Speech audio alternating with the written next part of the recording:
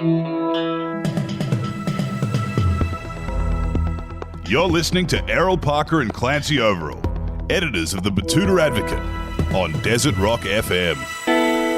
Well, welcome back to the Betoota Advocate radio show, recording live here in downtown Betoota in the Diamantina Shire. We've got a returning guest this week. Errol Parker and myself were excited about this guest. When you say Errol, he's done a... You know, what I always like to say about this podcast is that more often than not on this interview podcast, it's quantity over quality. You know, each week we have to shoehorn some radio host, some two-bit sportsman into this show to keep our listeners happy. But, this week is not one of those weeks. This is a week where we have... Everyone's happy. This is a week where, it's going to be a conversation worth listening to, as opposed to many of our previous ones. Yeah, as opposed to, stories about 19-year-old footballers doing an Achilles tendon and how important that is to the world. Or listening to some politician tell them, just come in here and just fucking lie to me. Where, you've got these people that come in, they're a lifelong public servant, and you ask them, it's like, you've been in the Liberal Party, you've been in the Labor Party since you were 19. What in blue fuck do you know about the world? And people like that. And then they proceed to lie, yes. Yeah, and then they just bullshit to you. Well, today's guest, as I mentioned before, it's the second appearance on here. He's a Western Queensland export, which is why we're very happy to have him on. A bit of representation in the Australian media particularly. He makes up what I believe is this new, I guess we'd call it, the Queensland literary renaissance. He's joined by the esteemed Rick Morton, local Betoota boy. Bridie Jabor, who we've had on here before. She's from Grafton, but we'll claim her. Spent a lot of time in Queensland. And, of course, Bree Lee, Trent Dalton, Melissa Lukashenko. There's a lot happening in the Sunshine State when it comes to the words and letters. And today's guest is definitely a part of that. Lech Blaine, thank you for joining us.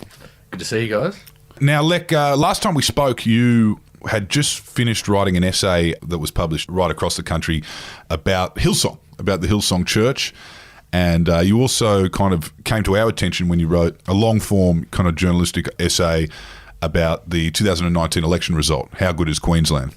And since then, you've kind of followed that line of writing, talking about the Australian middle class, the Australian working class, a lot of stuff on rural Queensland.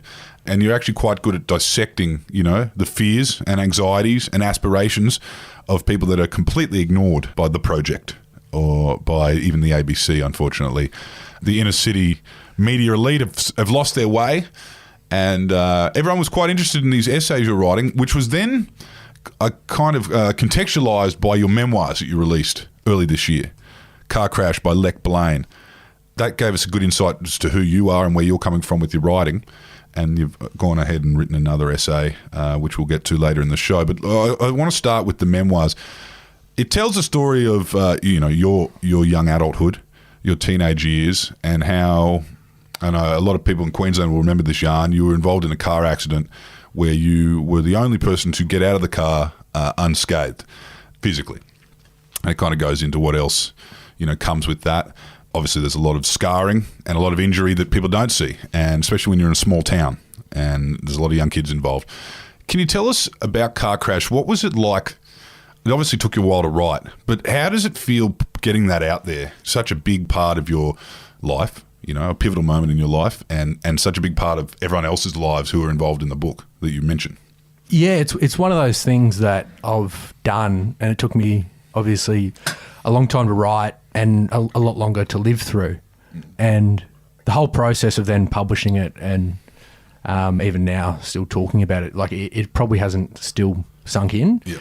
It's not something that, I definitely haven't come to peace with the accident itself. It hasn't fully sunk in that I wrote a book about it and published it. If all those things had have sunk in, well, I wouldn't have been able to publish the book, let alone go out and do interviews about it and talk about it publicly. So it's it's just one of those day-to-day things. It occasionally still occurs to me that I have written this book and that it is out in the world and that people are reading it completely unbeknownst to me. And so you get feedback, especially from people who it personally affected, that sort of makes it worth it. But there's no point that you really fully become comfortable with it. That doesn't mean that it wasn't worth doing, but it just means that like it's always an ongoing question. Like, what do the benefits outweigh the sort of discomfort that this might create for other people? Now, with a story like yours, I won't call it a book because it's your memoirs. With a story like yours, it's a confronting thing for a town to kind of first of all go through. Oh, it's obviously a traumatic thing for a town to go through and then revisit as well. But it also does help in some capacity people to heal. When they kind of think about everything and everyone is remembered. A lot of young blokes died in this car accident, and Toowoomba, the town that you're from, is a small town. What did you learn about these kind of communities in the aftermath of the accident? Like, there's a lot to be said, but do towns come together in that circumstance, or when something is truly that kind of traumatic, do they kind of get a bit flustered and a bit restless? Yeah, so I had 3 mates who unfortunately died in the accident, Will, Hamish and Henry, and so obviously you have any sort of fatal accident like that and there's an element of voyeurism because it's a extremely traumatic but also very public event because some of the first people on the scene were cameramen and journos and reporters and that sort of thing, so that was really eye-opening. And then Facebook had just taken off, so I remember going home that night, like one of the last things I did before I fell asleep was to post a condolence message on Facebook, which is a pretty weird thing. But it was the time, and it just did create this extra layer of you've been through this traumatic event. There, as I said, I walked away from the front seat without a scratch, so there was no barrier between me and going back into normal life, if that makes sense. Physically, there was no. Where do you go after an event like that if you aren't injured? If you don't have any injuries, you just go home and you go to bed and you're left to your own devices. Didn't spend a night in hospital. Didn't spend a night in hospital. I had my parents had split up a year earlier, so it was just me and my mum at home. I was the youngest of 6 siblings, so there was no one else around. And so I remember talking to a mate a couple of years ago, sort of as I was finishing off the book, and I just asked him for his memories of me at that time, and he's like, I just remember coming around to your house after school a few times just to see how you were going, and I just remember you were just like on your laptop just out in the granny flat, just sort of like stationed there, and it was almost like I was running a public relations campaign because there's a lot of stuff like that was public in terms of the posts that I was making, but then just a lot of private stuff, and MSN was still a thing, and so you're almost like running a public relations campaign, not just for myself but for the accident as well, because you have all these people who have questions and you feel a responsibility to sort of address the innuendos and the rumours, and there was like so many, like there was just all these things that started as little innuendos that then became just truths and just out like these outrageous stories that just grew legs and became like a separate thing all of their own. Because Toowoomba's it's a bit of an awkward sized town. I mean, like it's not really a town, but it's not really a city. There's 130, 140,000 people that live there. So do you think because it happened in Toowoomba, it's that awkward size, do you think that contributed to the this rife kind of misinformation and innuendo gossip? Yeah, totally. And it's not just it being small in the sense that it like a big country town in the sense that it people know each other, but that it's big enough that they have like 7 and 9 both have their own like stations running out of the town, and they've got their own reporters and journos, and so there is like a need to fill the news cycle with stuff, whereas a slightly smaller town doesn't have that. They're relying on outside news more, so it's small enough. It's small enough that people have a feeling like that they know everyone, but it's like big enough that there's actually like quite a large media ecosystem there. And with a town that size, there's enough, like something like that everyone knows about, and everyone who knows about it doesn't necessarily know those involved. So that's when they start. That's when they can be a bit carefree with their gossip and their kind of, I guess, the urban myths that kind of come out of it. And as you've mentioned in your memoirs, and the police found it was, this wasn't your classic drink driving young kids. It was a sober driver, and it was a car accident.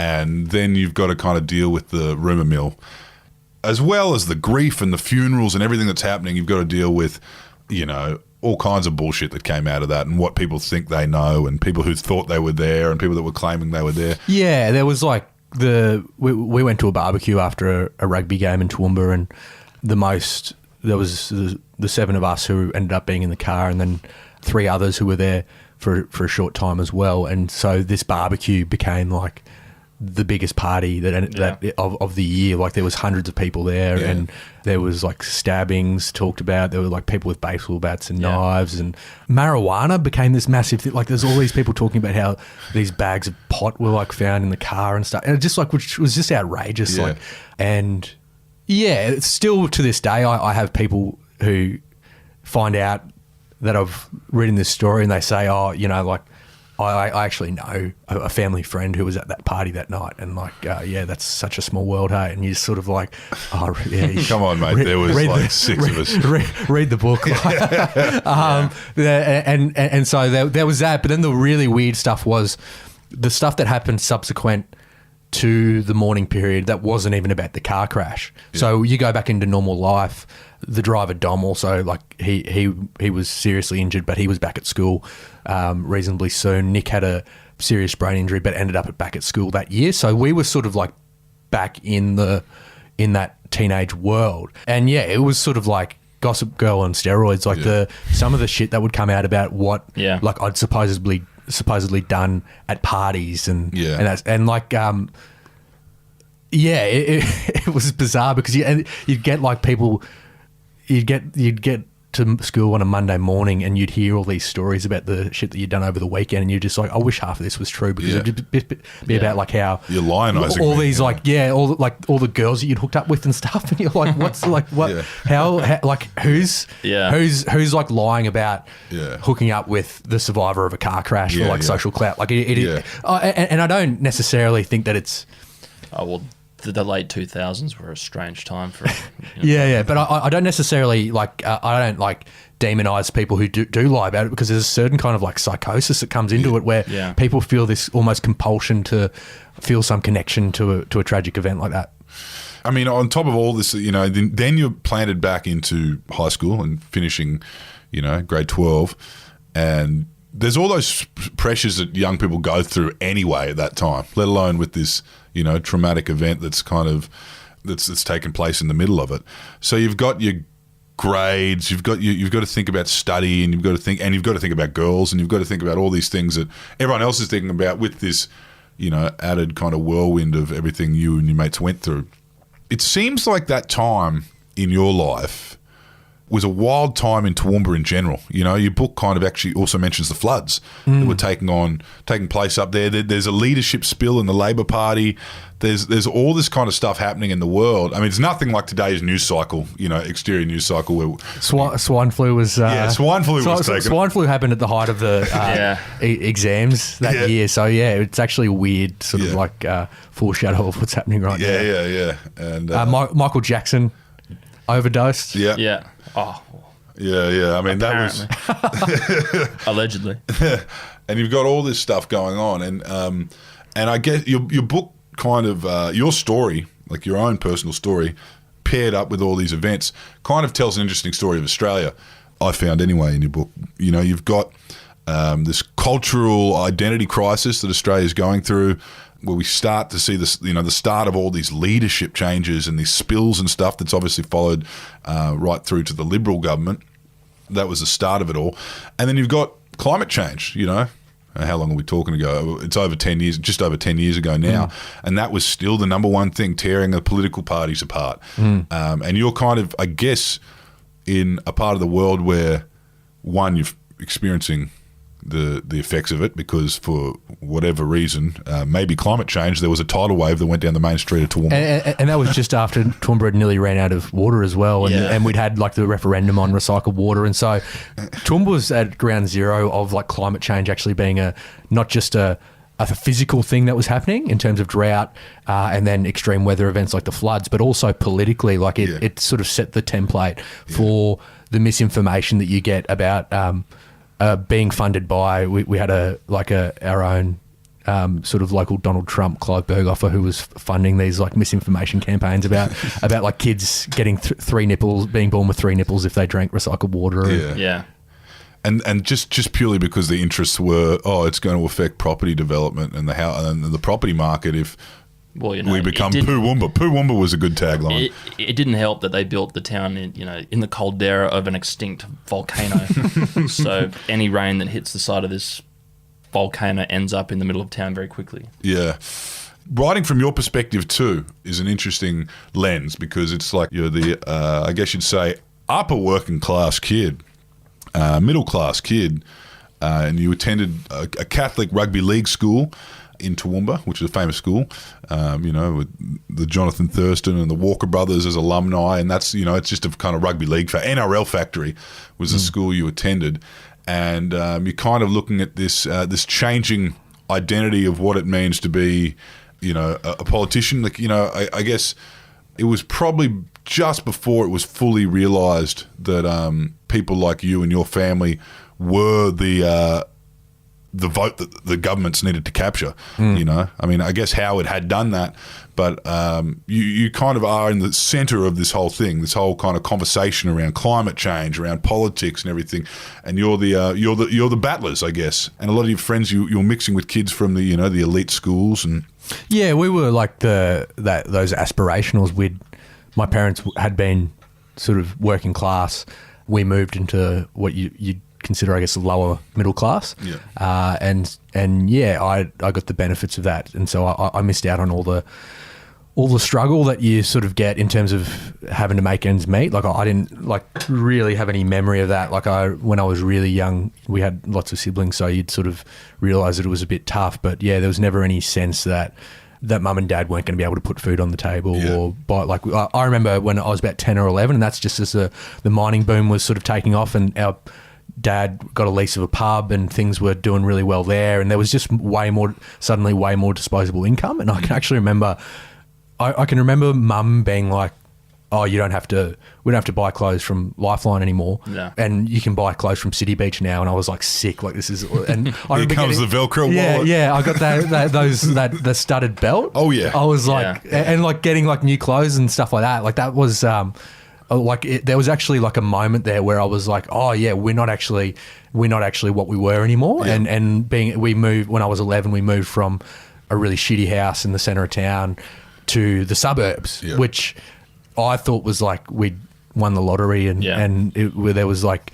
fans in the bathrooms and ceiling fans in the bedrooms, and I was like, fuck, like we have like made it, like and who wants to be a millionaire? Yeah. Like just and so I wasn't really piecing that all together at the time that this was part of like something that was happening right across the country and like changing the way that people, not so much my parents because they were Labor Party members and sort of stuck with Labor, but a lot of those same people were suddenly becoming quite protective about their assets and their investments. And before they hadn't owned, they didn't have multiple mortgages. They didn't have all these things to be really protective about. And so that's essentially what Howard was doing. He was building this whole new base of voters who were really protective of their assets. Yeah. And the boat people are trying to take those assets from you. Yeah. So, the people who weren't getting those assets, who were missing out on those assets, Howard was coming along with these other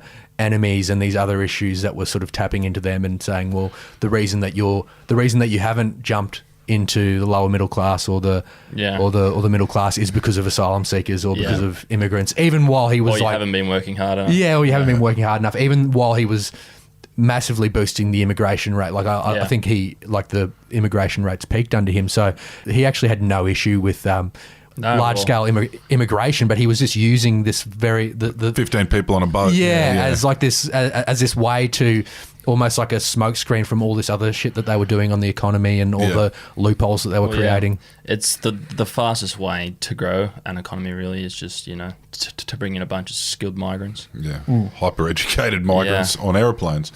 One thing I want to ask is, you're in the Nats heartland there, growing up in Toowoomba.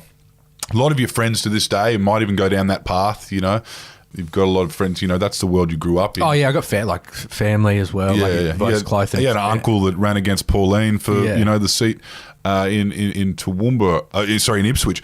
How did your old man, someone who, you also mentioned in your book that you had a rock band, which I thought was very Very fitting, and just showed how astute you were at the time. You had a rock band called Negative Gearing. Like most Australians figured out what that term was about 6 months ago. Or at the last election. Yeah, the last election. You had a rock band called Negative Gearing because you could see all this stuff happening with your old man, making his money and, buying investment properties and stuff, which was stuff that, most people kind of realise that wealth and then they defend it, as you were saying. How did your old man, what convinced him to stay with Labor? You know what I mean? Because he's in a national heartland. All the conversations he's listening to are running down Kevin and Julia, and he's got a fair bit of coin. That kind of makes him the I guess prime demographic.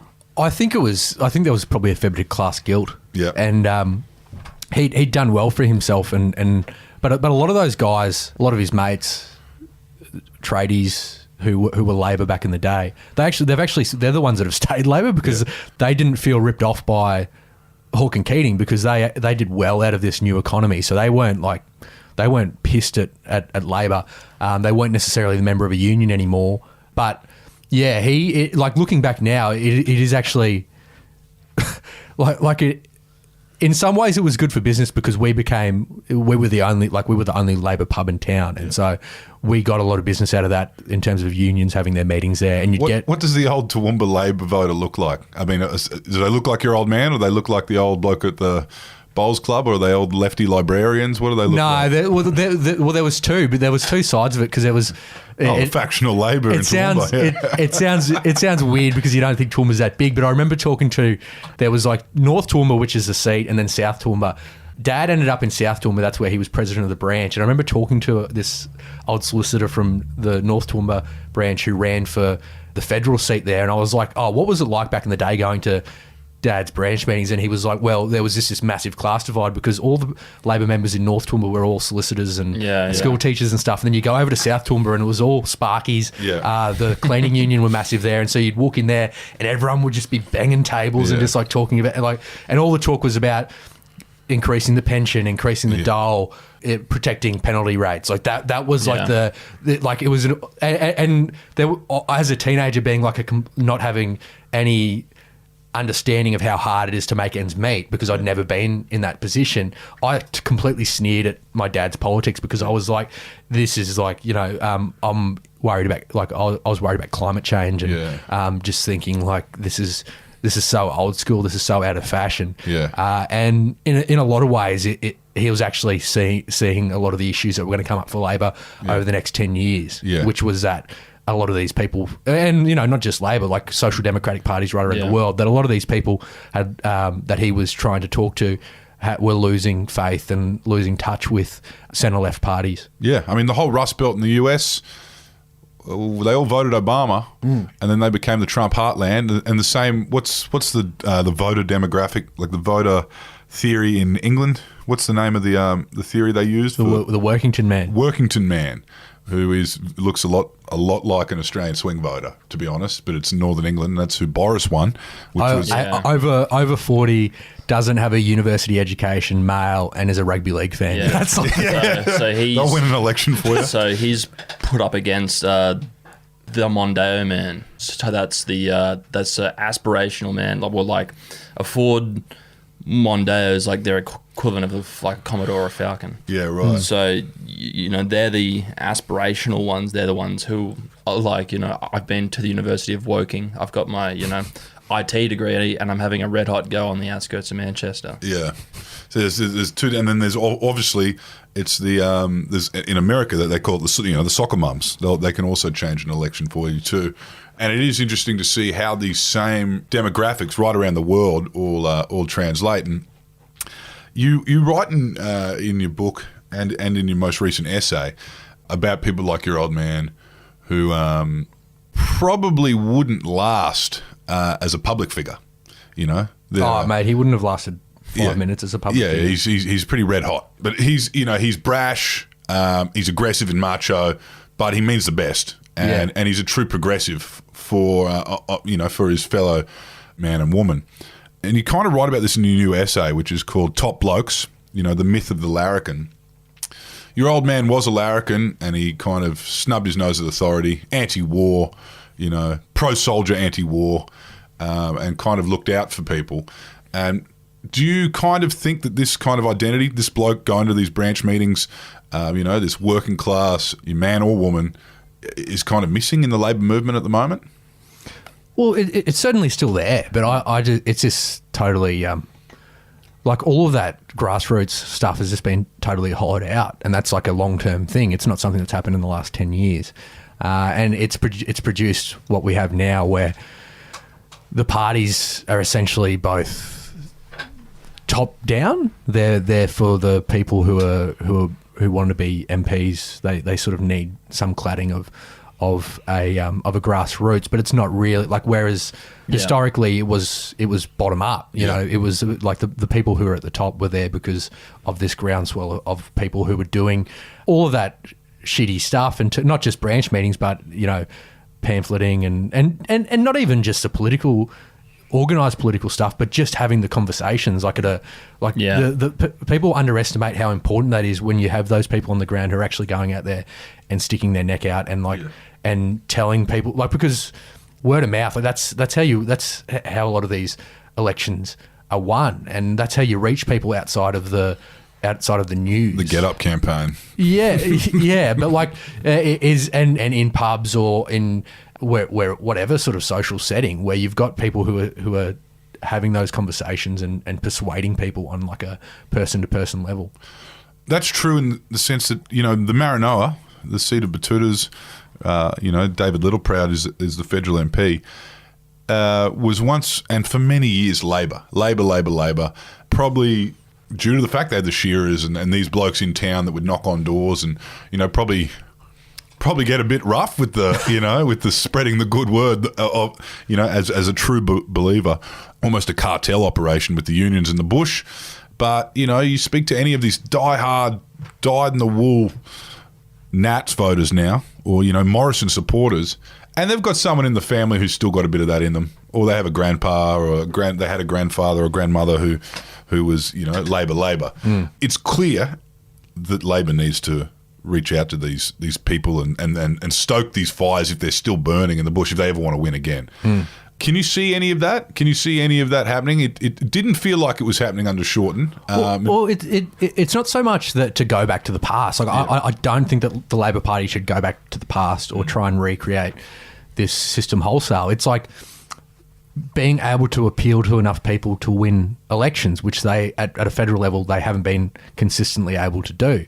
And so it's not just reaching out to people like from that working class Larrikin. It's reaching out to all different sorts of people to build a coalition. And the problem is that I think, and it crystallises more the more time that you spend in that I've spent somewhere like Sydney, where it's just not having any consciousness at all that there's all these other people out there that don't agree with you, and that the things that you think are just common sense, aren't shared by a widespread of people. And so me interviewing someone like my brother John, who's pretty conservative on a lot of issues, isn't to say I think that the Labor Party should appeal exactly to John's point of view, but it's that there's more.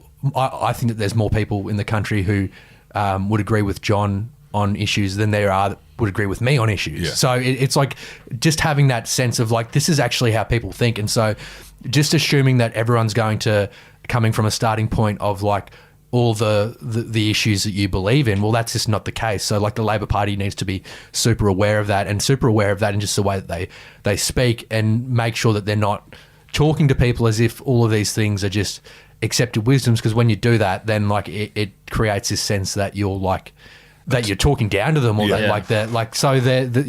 policing them. Yeah, and I think that there has been I think that it's been quite subtle. Yeah. And a lot of the people that they've been appealing to, I don't think would have even been paying any attention to them yet, because they generally don't until an election's called. But I think that there has been a change in the tone, and I think that there has been a more of a focus on the baseline issue for a social democratic party is improving conditions at work, and it is improving wages, and that's the mainline issue. And then these other issues, which are super important, can be calibrated through those values. And so whether that's like an issue like climate change, like the message needs to be like you don't even need to agree with that climate change is real to see that the world is moving in a certain direction economically, and that a lot of these jobs are going to dry up because the economic model is going to change. And so you really need to be saying to people like, this isn't a social issue, this is sort of like an economic issue, and we need the sooner that we can transition and the more people we can bring with us on that transition, the better. And that's like it shouldn't be sort of like a moral. I don't think it needs to be a moral issue. Let's talk about the essay now, about what it is and why you decided to write this. It's with the quarterly essay. It's called Top Blokes, The Larrikin Myth, Class and Power by Lech Blaine, or as Errol labelled you as you walked in, Lachlan Murdoch, which I guess is everything. It was the opposite of everything you're going for with this, because you are talking about, aside from these issues where, there's political elites, there is a political class that are tearing themselves apart. And it's not just Labor. We're seeing these leaderships and these factions and the Libs and the Nats they're out of control because they're not really sharing the same kind of values, and there's a lot of ambition, and there's a lot of, once upon a time, a political staffer was a receptionist. Nowadays they are they're waiting to get the nod for pre-selection. Or they're building like a lobbying network that they can they can cash in on down the line. Like. And or they're having kids with the boss. Yeah. There's all this stuff going on. But on top of that, on top of this detached kind of political class, you do have a detached media class right across the board, and they're at dinner parties with these same people. So they're not likely to skewer them as hard as, the old cadet journalist would have, the journalist that had no friends, had no mates, didn't give a fuck. I'm thinking like the Chris Masters, spent a lot of time in pubs. Joe Astons. Yeah, not interested in making friends. And, the Kate McClymonts, she's never really given a fuck about what the arts minister thinks of her, even if she does. Does anyone give a fuck what the arts minister thinks of her? Well, a lot of journalists would, because they do like this Keatingist kind of dinner party atmosphere. But outside of that detached kind of media class, which people would call left-wing, lefty, ABC shit, you have this machine, which is Murdoch, which is definitely accelerating this detachment between the voters. And you've written about the Larrikin, is something that Boris has done, Trump has done in some way or another. The Larrikin in itself is uniquely Australian, and Morrison has played it perfectly. He did in 2019 anyway, as the anti-politician. Anti-establishment. And especially coming after Turnbull, who definitely looked like your run-of-the-mill kind of liberal toff. Man who loves a dinner party. Loves a dinner party, loves hanging out with the Whiteleys and the fucking loves whatever. Talking. Loves talking, and you've got this myth of the Larrikin, which has existed in Australian politics for some time. But tell us a little bit about what you kind of found when you dug into this myth. Well, yeah, the Larrikin, if it had any reality at all, which is disputable because there's so much bullshit that goes, and not just with the Larrikin, but in terms of Australian, the ideas about anti-authoritarianism and a lot of the things that date back to our convict ancestry, and they've sort of been laundered for so long and become so detached from their actual reality. And so, I think that there was some... There are differences in Australia. Like there is some reality to the sense that our economic system historically was different to, say, America, because we did believe in collectivism and those sorts of things. There was lots of issues that went with that, like that. A lot of that drove the White Australia policy, for instance. So it's not all perfect, but there was this Larrikin figure who was the anti-establishment, was sort of playful, mocked authority. And generally came from that sort of working class place. And even if they weren't perfect, at least they were sort of authentic.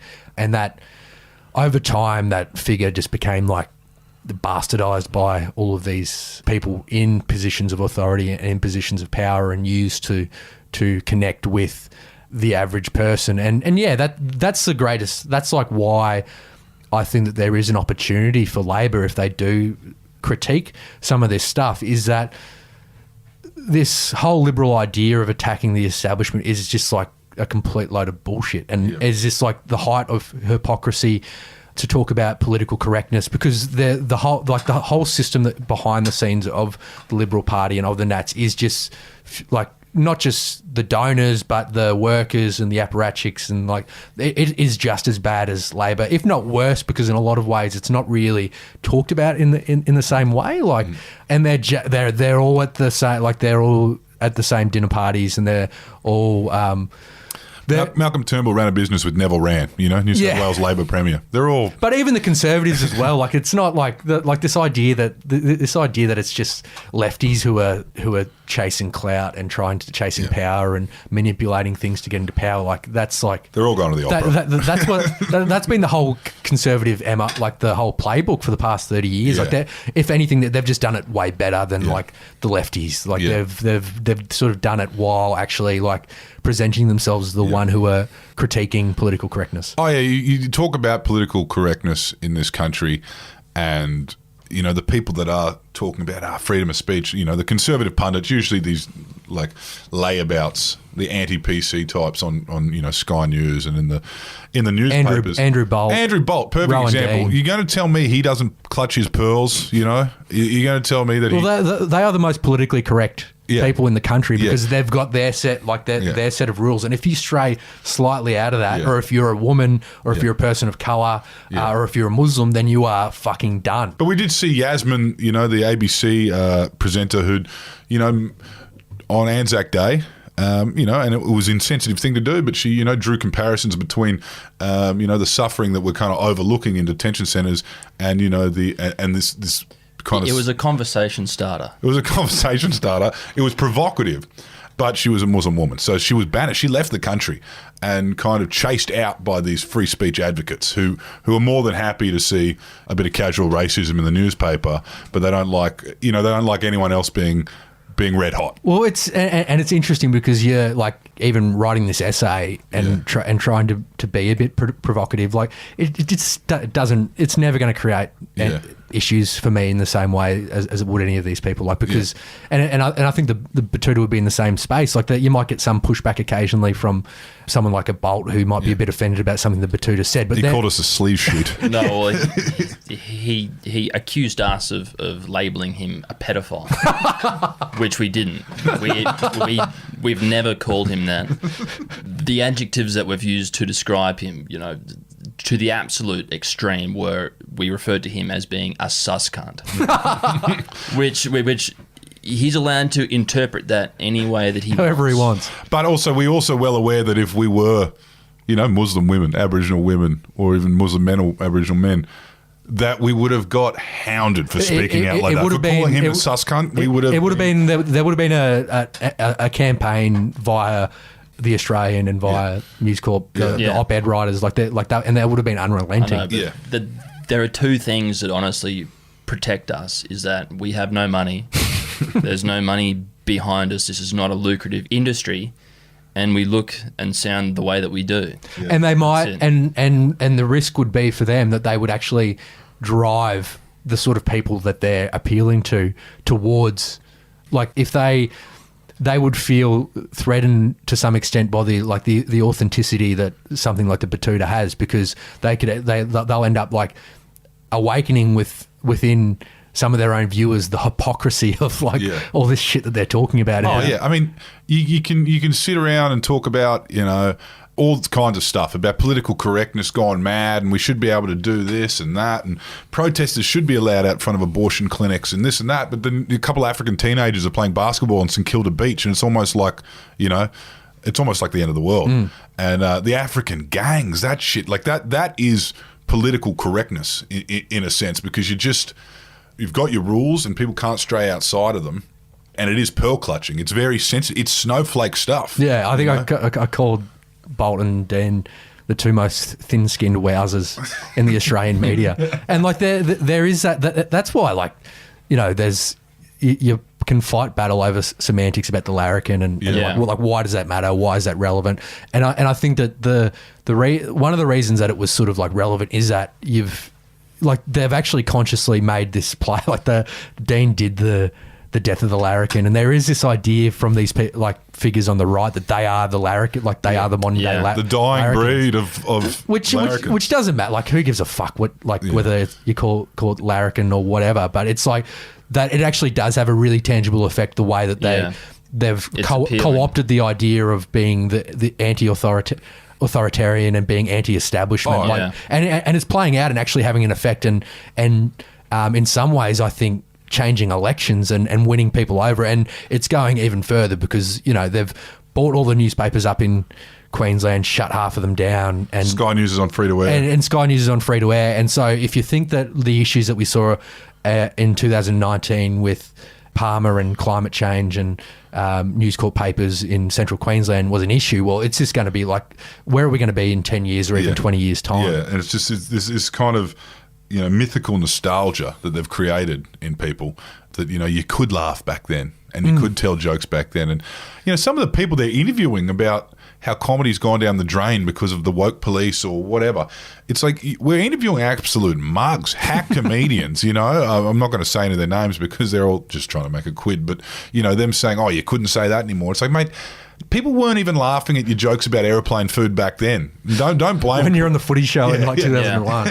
Although it is interesting, though, in the essay, how you go through and explore people like Kerry Packer, which, for lack of a better term, really were, essentially held by a lot of people as being the archetype type of Larrikin, which would be difficult, for a lot of people these days to reconcile, with Kerry being a billionaire and whatnot. But he did have like a songbook of the quotes and the sound bites, which, always people like to attribute to him, like that one about him in the casino in Texas with the oil baron, about him saying, I'm worth $400 million, sir. And then old Kerry's like, well, I'll fucking roll you for it right now. And he was like, well, and all these things about him, you'd ought to get your head read if you don't try to minimise your tax. Is that kind of what the Liberal Party's trying to tap into? Yeah, and say like it's this. You kind of know where they're coming from, like being, like Scott Morrison, Eastern Suburbs man, rugby union, a GPS school is now, essentially hijacking this persona to appeal to a wider audience. Yeah, totally. And I critique Packer pretty viciously at times, but to his credit, he hated a lot of that shit, and he was genuinely mates with a lot of those league players. Like, he wasn't him and Artie and John Quayle and stuff, they were genuinely mates. But you see the Morrison come along, and it's like people are like, well, does it really matter that he's faking it because he's a politician and that's what politicians do? And it's like, well, he's perfectly entitled to fake it and to put on whatever act he wants, and I'm perfectly entitled to critique it and say this is a load of shit. And the reason why it's important is because I think that the persona that he created before the last election, it won him the election. It wasn't the sole issue. There's a lot of other issues that were feeding into it, but that was enough. If he had have just presented as another toff from the eastern suburbs of Sydney, well then you look at the swings that happened between those two elections, between Turnbull and Morrison, and not a whole lot had changed in terms of their actual policies. But you had the seats that Labor could have actually won, which were the more sort of working class seats, lower university education rates, swung back towards the Liberal Party, and the inner city seats, smaller Liberal seats where Turnbull really appealed to, they swung back towards Labor, but they're seats that Labor have never won, and so that's why it has an effect. It's not just superficial stuff. This is actually having an effect on the way that people vote, and the way that people talk and sort of consume politics. On the inverse, though, I mean, we can't really go past the story of Anthony Albanese, is that he's being held up as having one of the more authentic stories in politics, and because of that, doesn't have a persona that he has to put forward. The persona that he puts forward is more or less what he is. Where would that put him kind of on the scale of Larrikin? Because I think that he's doing it's like that whole thing where Philip Adams says that he went to Parliament House with Barry Humphries in the 70s, and he's like, all the Liberal Party made a beeline for Barry Humphries. This is just after Barry McKenzie had gone massive, who was like the ultimate ochre character. And all the Liberals were like, hey, mate, how you going? Like Andrew Peacock and all the Blue Bloods were sort of putting on this Larrikin persona.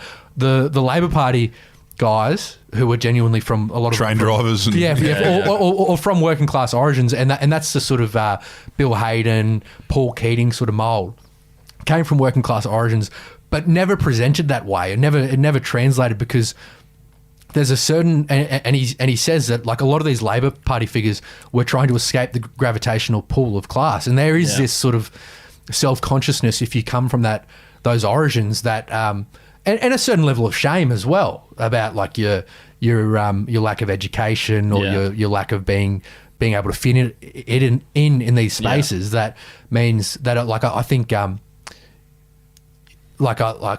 think we spoke last time about about Elbow and whether he would go the full sort of bogan, and he hasn't. Like, because and as much as I'd love for him to have done that, it's actually probably not going to win him an election. No, we saw a glimpse of it the other night. I had a mate call me up and goes, no idea who Elbow is, because he obviously consumes that news we were talking about earlier, and he goes, mate, this Albanese bloke, he's a fucking sicko, isn't he? I was like, what are you talking about? He goes, he was talking about Channel 9 gave Albo a microphone leading up to the Rabbitohs grand final.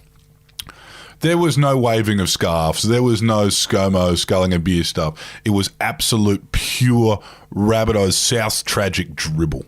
And he could have gone for 20 minutes. They had to cut him off. And he's like, this is the true man. You know, if you catch him at a weak moment, ask him about South Sydney the night before a grand final, you're going to see the real man. And they asked him like the most innocuous question, like, oh, Albo, how does this team compare to 1972? And he goes, we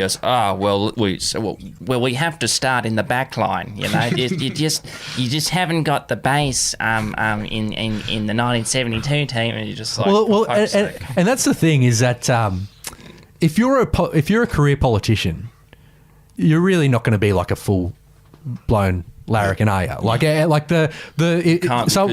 Someone who's a rugby league fan in that position is going to be the stats nerd. Like, that's actually the legit. And so there's this and that's what I explored in the essay, was that Morrison, because he actually isn't a legitimate rugby league fan or a legitimate Larrikin or whatever you want to call it, it's a lot easier for him to fake it, because he's totally separated that ScoMo persona from who he actually is. And so which is a hyper-religious son of a police officer and mayor from Bronte in the eastern suburbs. Who's been hung over twice. Who wasn't allowed to join the surf club as a teenager because the people there were drinking beers and And so, and then there's the first interview that he does after the leadership spill, and it's with like Triple M with Matty Johns, and he's like, and they're like, what do you like to do or whatever, and it's just all he talks about is rugby league, and they're like, oh, what, like besides the Sharks, what's your favourite thing? He's like, I just love a beer. And so like it's like it's not the most important political issue of the day, but it just goes to this whole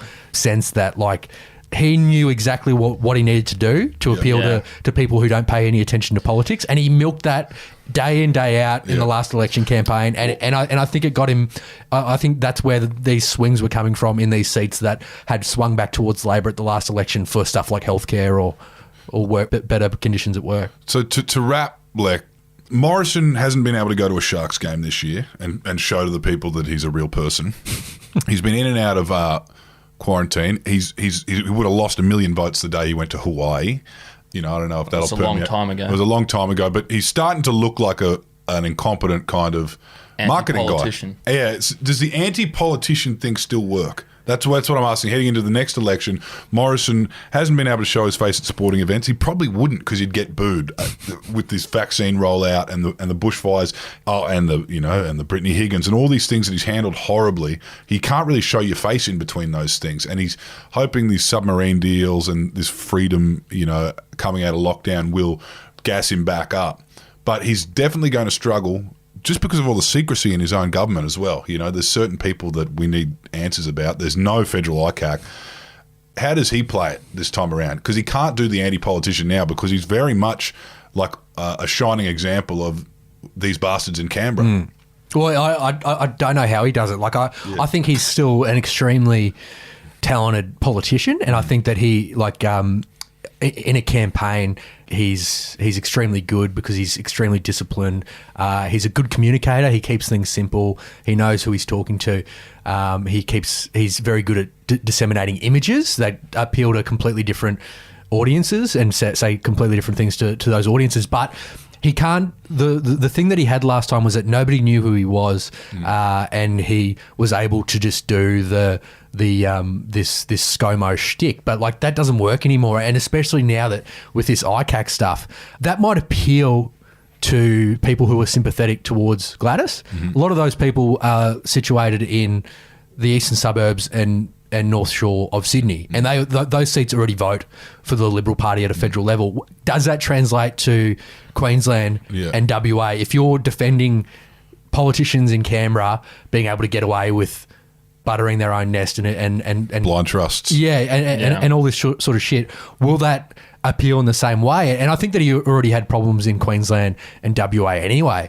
But I think that Labor just needs to go for the jugular there and turn this Canberra bubble idea back around on Scott Morrison. This guy is the Canberra bubble. He's trying to create a protection racket for the Canberra bubble. And I don't think that it needs to get all that more complicated than just what they've done wrong and what they're trying to protect going forward. And if they can keep that really simple and just hammer it home until there's talk now that it could even be this year, which would be... It's so Morrison to try and get this done on Boxing Day.